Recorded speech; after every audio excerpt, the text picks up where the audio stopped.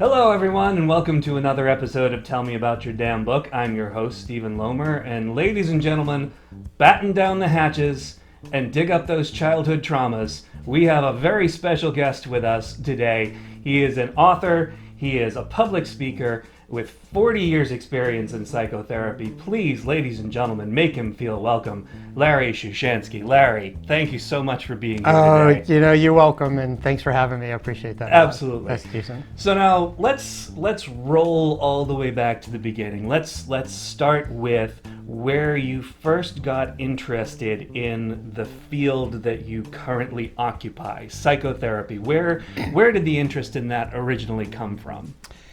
I got out of the service Okay. in roughly 1975. Okay, so that was after Vietnam. After Vietnam. Okay. Yeah, I was in the service when Vietnam ended. Oh, wow. And Okay, then that was convenient. Yep. And then I got out of the service. Okay. And I went back to school, undergraduate school, because I had dropped out and gotten drafted into the service. I wanted to do some volunteer work, and I didn't really know anything about that. I was pretty young. I was driving down the street and listened to the radio, and an advertisement for volunteers for local rape crisis center came on. I pulled over, wrote down the number, gave them a call, did a 12-week training, and after that I was hooked. It was hard work, it was difficult, a lot of struggle, a lot of learning curves, but I absolutely loved helping people, and from then on I finished my undergraduate degree. I went to graduate school in Knoxville, Tennessee. I'm a Southerner, by the way. Aha, okay. We won't hold that against you. God, thanks, I appreciate it. And then the rest is history, I think. Yeah. Okay. I'm just going to step back to one thing that you said.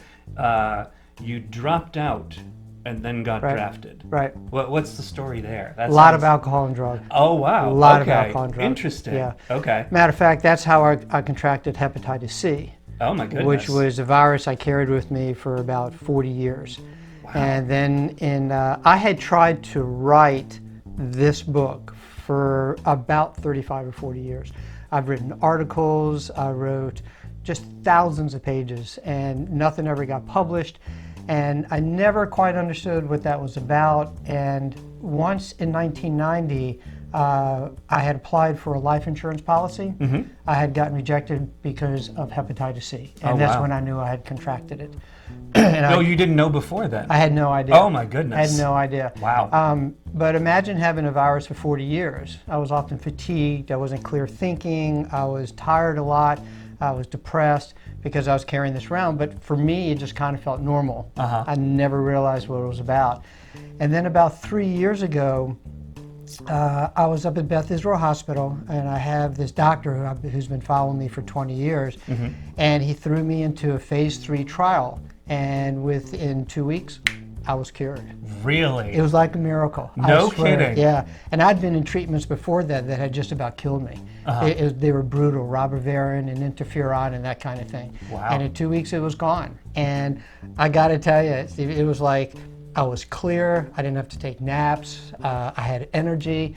It was like I had known myself for the first time in my life. Really, it was like a minor miracle. It was really amazing. Wow. And from that point on, everything kind of just boomed together, and I was able to get the book out, and that's where I'm here. Wow. Right. That's extraordinary. Yeah, it was really, I was fortunate. But I also had made once I was diagnosed, I had made a commitment to myself that I was going to change my lifestyle and get as clean as I could and eat and exercise and all that kind of stuff and stay as healthy as I possibly could until they found a cure.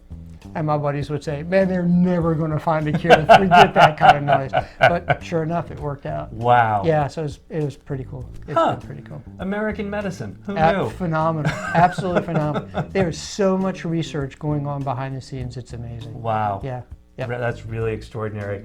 So now I want to talk a little bit about your speaking. So according to my extensive notes here, you've spoken at seminars and conferences, you've given talks in schools, businesses, radio shows, podcasts, for-profit and non-profit organizations, community events, and now, of course, tell me about your damn book. Right. Exactly. What drew you into the public speaking aspect of it?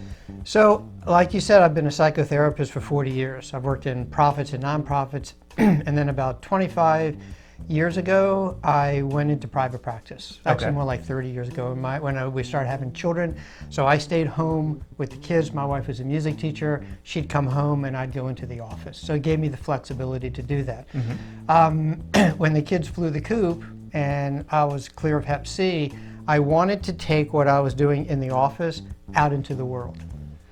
Part of it was my purpose before that had been raising my kids. Sure. And Don't do air quotes around that. That's a noble endeavor. I appreciate raising that. your kids. I appreciate that. And your kids might watch. I doubt it.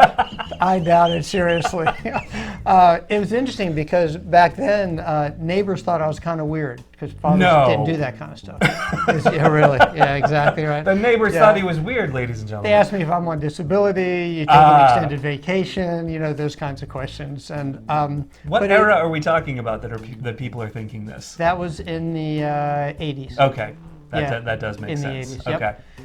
Yep. But that's what I did. Mm-hmm. And once they left, I knew I needed a different meaning in my life because they were gone, they were on their own, they were living their own lives, and I needed to have something as I got older. And it was to take the therapy I was doing in the office, like I said, and out into the world. And that gave me purpose. And I realized through writing this book, because I always thought I wanted to be an author, and I realized through writing this book that I don't really want to be an author. I want to help people. And so that's what this is about. It's about me getting out into the world and help as many people as I can, and that's happened. That makes perfect sense. And of course, being an author, there's no money in it. That's exactly right. So you are actually on the right right. path, believe me, when I tell you this. You know the average salary of an author? I don't, actually. $5,000 a year. Is that right? Yep. I'm getting screwed. Where's my cut of that? That's exactly right. No, this is where the money is. So I'm not worried about the authorship just yet. Right. Although if you want to buy my book, it's available on Amazon.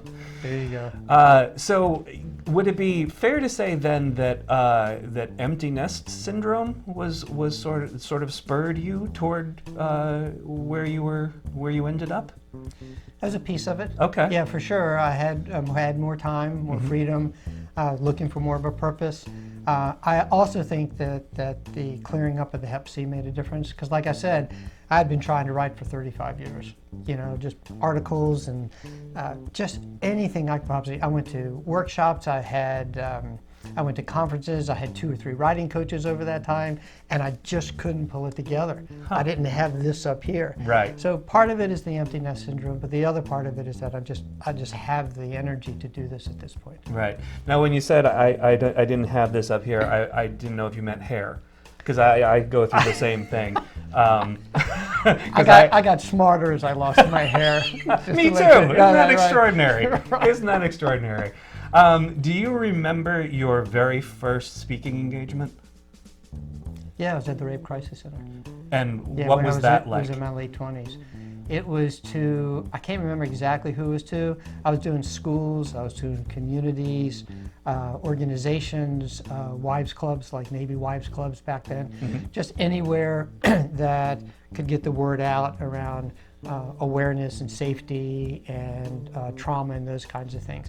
And I loved it.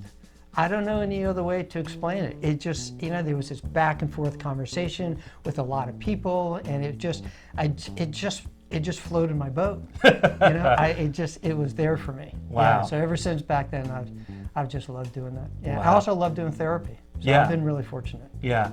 So you must have, I imagine at this point you have seen and heard a lot in your time as a therapist in psychotherapy, and what's the general consensus? What's everybody stressing out about these days?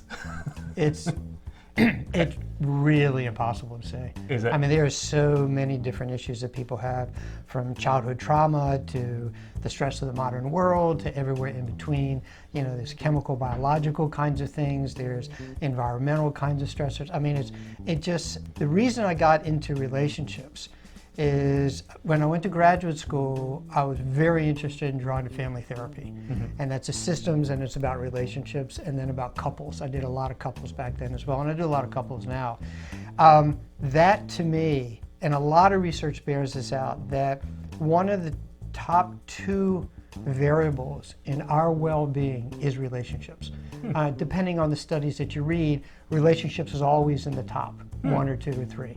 There's longitudinal studies, there's short studies, there's studies with tens of thousands of people, and they say that once you reach a certain level of taking care of the basics, like food and shelter and those kinds of things, that the important piece of this, not only psychologically, but also physically, some studies show that the quality of your relationships will determine the longevity of your life, and also how long your mind will stay clear as you get older.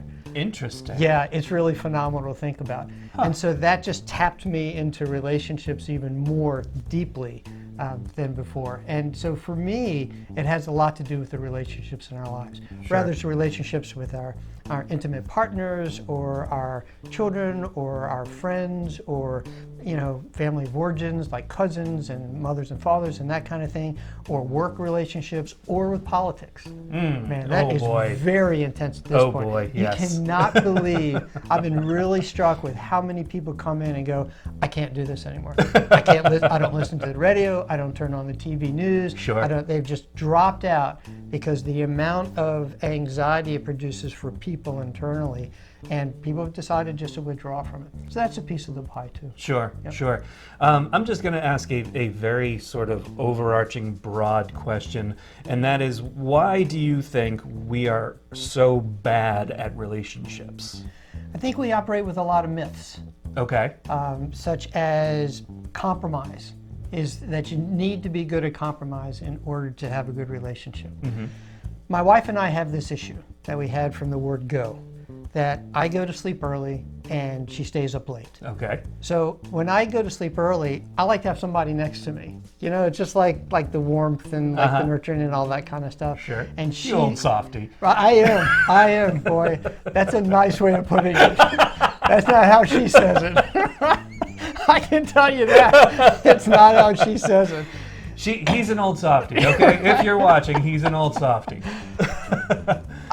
She likes to stay up late. Particularly as we were having kids, it was the only time she got solitude. Man, nobody, no calls, no kids pulling at her, Sure. No responsibility. She could do exactly what she wanted to do. Sure. So I would say to her, come to bed with me, and she'd feel criticized. And she'd say, I'm not coming to bed with you, this is my time. And I'd feel rejected and left out and all that kind of unloved and uncared for and that kind of thing. So this went on for years. I mean, years and years and years and years and years. And at one point we decided to compromise. So we sat down, and because I'm a therapist and I know how to compromise, right? Sure. So we sat down to compromise, and we decided that 3 days a week I'd stay up late. Right? 3 days a week, she'd come to sleep early. And on Saturday nights, it was never an issue because we used to go out or stay up late together kind of thing. The very first day we tried to do that, I went to sleep early, she stayed up late, we woke up the next morning arguing about whose turn it was first. Right? The reason compromise doesn't work, and the reason it didn't work in that instance between my wife and I, is because I gave up something I didn't want to give up, and she gave up something she didn't want to give up. And so you kind of keep an eye on the other person to make sure they're doing their part, and they're keeping an eye on you. So compromise actually creates more mistrust and resentment than it does anything else. Compromise is a shortcut to actually doing the work we need to do in relationships and hashing out what we needed to hash out. So that's one myth that we live by, that compromise is essential. I don't buy that. Okay. The second myth is that if you pick the right person, right, you'll go off into the sunset. Sure. And that's what we do. Yeah. My perspective is it's not about picking the right person, it's about being the right person. So if I start to enter into a relationship and that person does something that I don't like or crosses a line or some tension or some conflict happens, it's all about trusting that I can do what I need to do to lead that relationship in the way that I want to lead it. Not in a domineering or controlling way, but that I can say, look, that's enough. I got to stop this, right? As opposed to saying, well, you know, you're an idiot, so I'm going to continue to look for somebody who's not an idiot, because we're all idiots. That's right, true. at the end That of the is day. true. Yep. And yep. you've got issues with every single person in the world. So this idea of I find the right person, and we also have a tendency to blame others. You know, like in this interview, right? If this doesn't go well, I'll drive home and I'll go, God, Steven, I can't believe he did that, right? That's Right. our tendency, to blame others for our ill or something that doesn't go right. That's another myth. And we do that like this. It's Sure. in our culture. Look at our politics. Yes. We do that all the time in politics. Yep. So what happens is that this is not about blaming other. It's about looking at ourselves to see what part we're playing in any kind of issues that we may have in a relationship. Having the insight of saying, like going to sleep together. After X amount of years of hashing this out with my wife, I was lying there one night and it just hit me. And part of it because I had been cured from the Hep C. And I thought, wow, you are so dependent on her to go to sleep. Why don't you take your thumb out of your mouth, be a big boy, and soothe yourself to sleep, for God's sake, Larry. And I did. And it was life-changing. Wow. But that didn't last because I kept ruminating about her, and then I would soothe myself and go to sleep, ruminate, soothe myself. And so I knew I needed to take it to another level. And the other level was I needed to be more independent from her, right? I needed to be more dependent on myself. Stop asking her where the kitchen knives were. Stop asking her how long do you cook a 3-minute egg, right? Right. Yeah. And own more of myself. And as I did, and I became stronger and more independent, the relationship worked out much better. And now, believe this or not, I can go to sleep by myself without having her next to me. It's amazing. And so the conflict, although the issue is still there, the conflict is just about going around the issue. Right. Right. And so that's another myth, that it's all others. Another myth that we live by is that I need to be independent. I need to be myself. I need to be that kind of thing. What I have found is every relationship has dependency. You can't do away with it. It's absolutely impossible. Sure. I mean, even our short thing here, you know, how you conduct yourself, how I conduct myself is dependent on one another. Right. And as you get into really tight, close relationships, that dependency grows. Sure. My perspective is all conflict comes from dependency, but not all dependency creates conflict. A lot of dependency is good and healthy. You don't want to do away with that. But when you rub up against somebody, when you do the conflict with somebody, you're basically relying on other for your own well-being. And when that happens, when that conflict, it's coming from the dependency. So that's when you have to take a step back. Sure. Right? Sure. Most people, again, don't realize that. Right. So it's those kinds of myths that we live by that just ruins our relationships. Sure. Yeah, absolutely. Yeah. So can I distill the essence of what you're saying down to it's not you, it's me? Right. Okay. Right. All right. We have the saying in the service, right? It's a toast. Here's to me and here's to you, and if we disagree, here's to me. Right? Right? It's not exactly that, but the interesting part about it is it's we distill it down to me, but it's not about personal responsibility.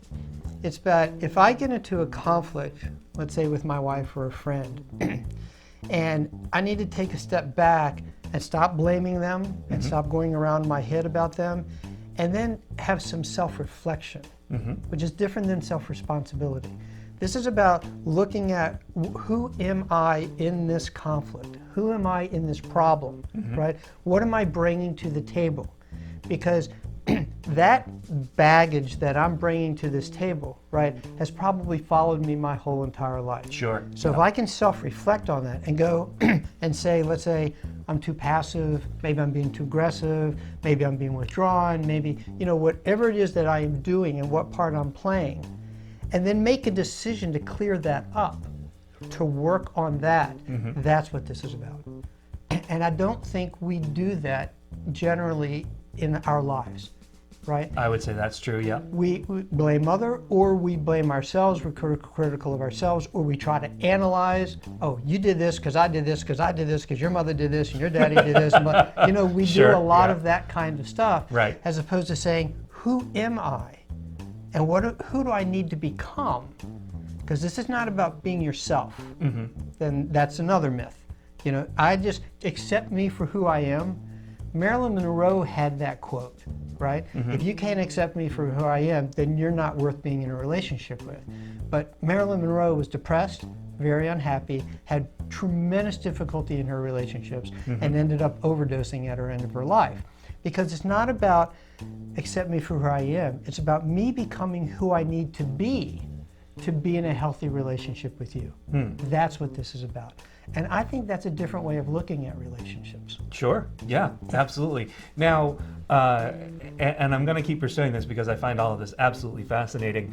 So, if you do the work, if you do the self-reflection, if you realize what you're bringing to a certain relationship, but the other person doesn't or is unwilling to, then can that relationship work?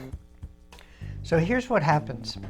So if we meet people at the same level of maturity. Okay. Now, my wife doesn't believe that, right? She thinks she's much more advanced than I am. Right? Okay. But the reality of it is that our level of maturity is about here, meaning Okay. our level of dependency is about the same. That's where we met. Okay. So over the years, as Larry learned how to go to sleep by himself, Yeah. he grows and he becomes more independent. Sure. Right?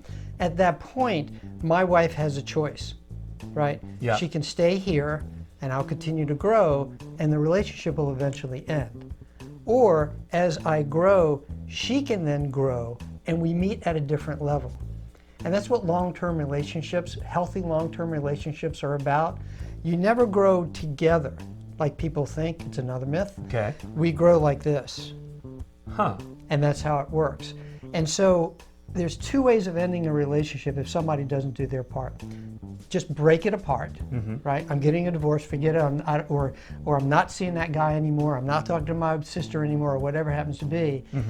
My experience is that when people break apart a relationship, they just recreate the same thing all over again. But if you grow out of a relationship, like the scenario that we're just talking about, if you grow out of a relationship, you will then get into other relationships at this level.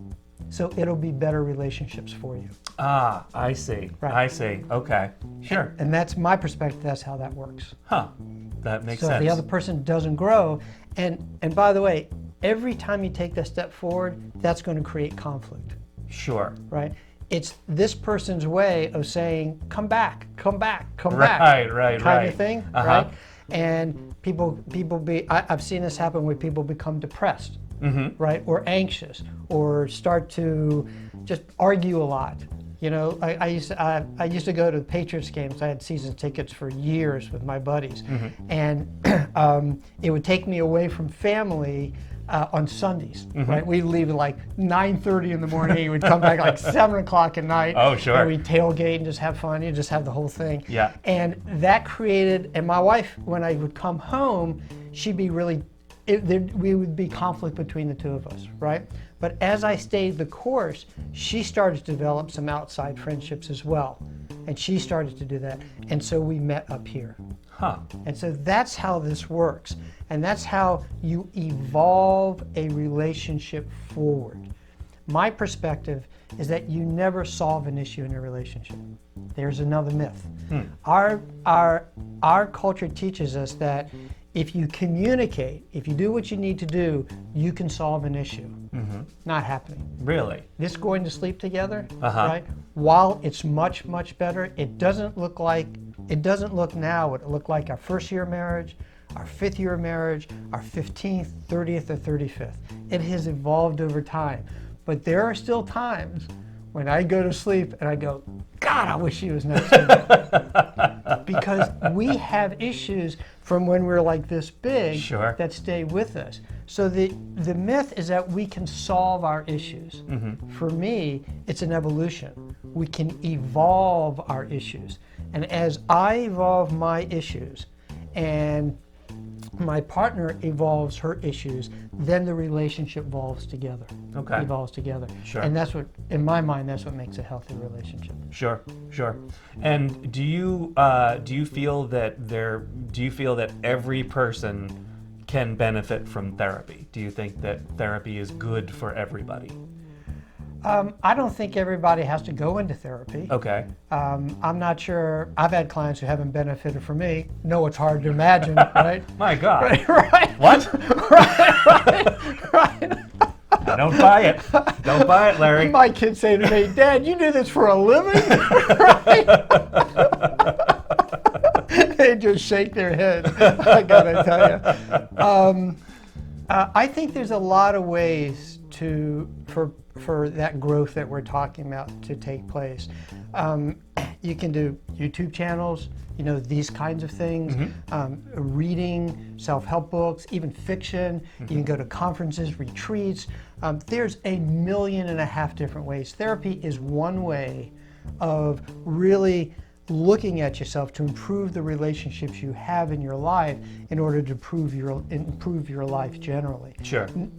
Therapy, it may be overrated because I think it's one out of a number of different ways of going about doing this. And the other side of therapy is that it's hard to find a good therapist. That much is certain, yes. I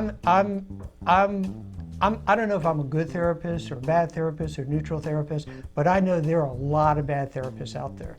And people will latch onto a bad therapist for long periods of time and really not make any progress.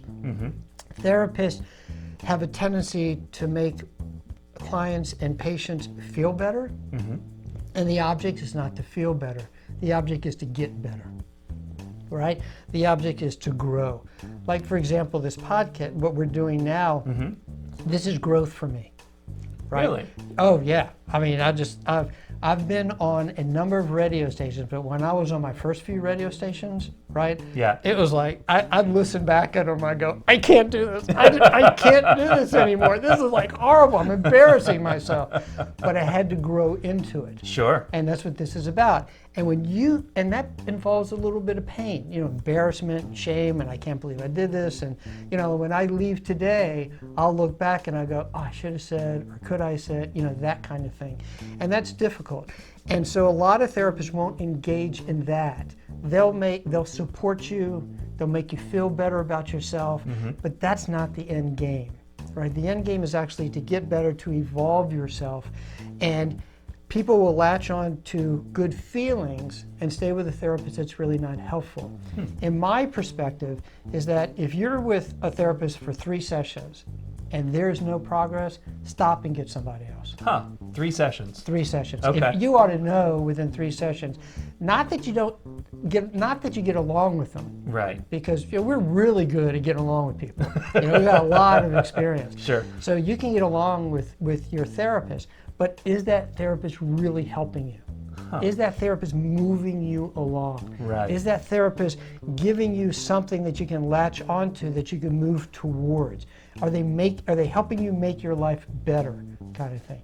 And if 3 sessions you're not getting any movement at all, get somebody else. Get somebody else. Absolutely. Okay. Well, I'm very excited because I'm getting a free therapy session today, which is awesome. Right. It doesn't happen very often on this show, Larry. You don't realize that I have to deal with neurotic authors, generally speaking. But now you're dealing with the neurotic author, and I'm getting something out of it. So I hope so. So we can grow together. That's great. Well, that's absolutely the purpose of why I'm doing this. Actually, not you specifically, right? But it works out nicely. It works out nicely, yes. I'm glad.